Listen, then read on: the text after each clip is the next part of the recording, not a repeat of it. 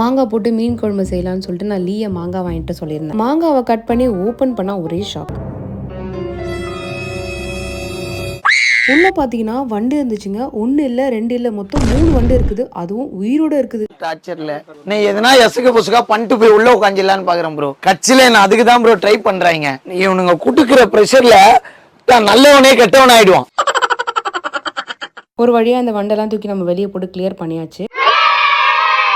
இந்த வண்டு இருக்கிற மாங்காய்லாம் ரொம்ப டேஸ்ட்டாக இருக்கும்னு கேள்விப்பட்டிருக்கேன். நான் ஃபஸ்ட் டைம் இதை ட்ரை பண்ணுறேன். டேஸ்ட் பண்ணுறேன் பாருங்கள், உப்புலாம் போட்டுட்டு. இந்த மாதிரி சாப்பிட யாருக்கு ரொம்ப பிடிக்கும்னு சொல்லி கமெண்ட்டில் சொல்லுங்கள். நான் மட்டும் இல்லைங்க, என்னோட அக்கா வீட்டில் 2 குட்டீஸும் சேர்ந்து இந்த மாங்காவை சூப்பராக என்ஜாய் பண்ணி சாப்பிட்டோம். டேஸ்ட் ரொம்ப செமையாக இருந்துச்சு. நிறைய பேருக்கு வந்துட்டு டவுட்டாக இருக்கும், இந்த வண்டு எப்படி இந்த மாங்காய்க்குள்ளே போய் உட்காந்துருக்கும் அப்படின்னு சொல்லிட்டு. ஆக்சுவலாக இந்த பூவாக இருக்கும் இல்லையா, பூவாக இருக்கும்போதே இந்த வண்டு வந்துட்டு அதில் முட்டை போட்டு வச்சுட்டு போயிடுமாங்க. ஸோ அந்த முட்டை வந்து இந்த மாங்காய் வளர வளர அதுக்குள்ளேயே வளரும். அதுக்கேற்ற மாதிரி அதில் ஆக்சிஜனும் கிடைக்கும் அப்படின்னு சொல்லுவாங்க. ஸோ அதனால தான் இந்த வண்டு